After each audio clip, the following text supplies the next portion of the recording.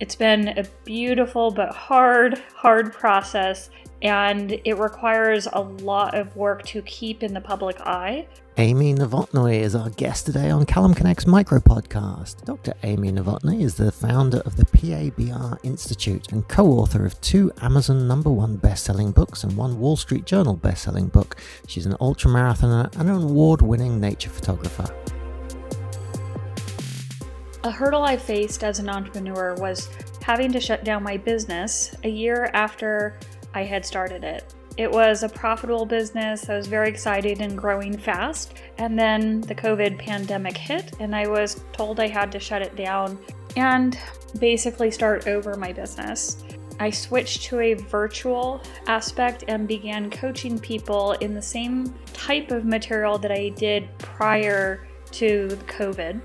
Before I worked with people in person, but when I had to switch to a virtual round, I changed everything I did. I started looking at people differently and how could I get them to learn the same material to alleviate their pain, stress, anxiety, insomnia, and need for surgeries. Of course, going from an in-person business where I was able to rely on local people to help refer clients to me to a virtual one where I could see people all over the world, it was a bit nerve-wracking. It began by reaching out to people who I knew who had audiences and seeing if I could just talk to their audiences and provide value. Then I started working on getting on as many podcasts as possible and sharing the message and teaching lessons.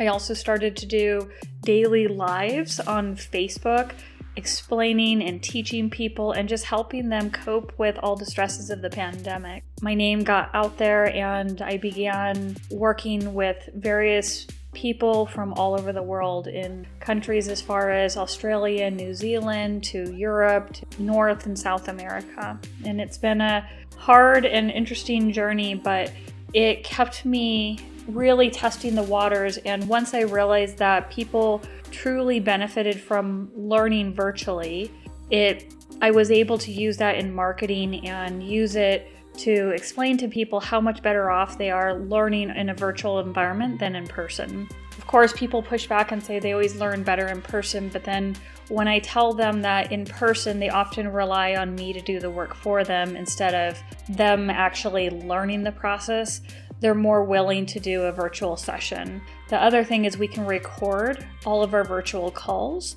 and they have access to those recordings so they can listen to it over and over again and practice the different positions and things that I have them do to help alleviate their pain, stress, anxiety, trauma, insomnia, and whatever else is going on in their life. It's been a beautiful but hard process, and it requires a lot of work to keep in the public eye, but it's very rewarding for my customers and has allowed me to even pivot to offering group courses as well, and soon to be a video course. So I'm able to get a better feel for what the world needs and different people from different backgrounds. So I do recommend for anyone who is going through a situation like this where they're having to pivot is to get around other like-minded entrepreneurs, join masterminds, talk to people, see what works for them, what doesn't work for them. The more we can collaborate and share and give to the world, the more it comes back to us. Thanks. If you enjoyed this podcast and would like to find more inspiring information about entrepreneurs around the world doing incredible things, make your way to enterprisezone.cc.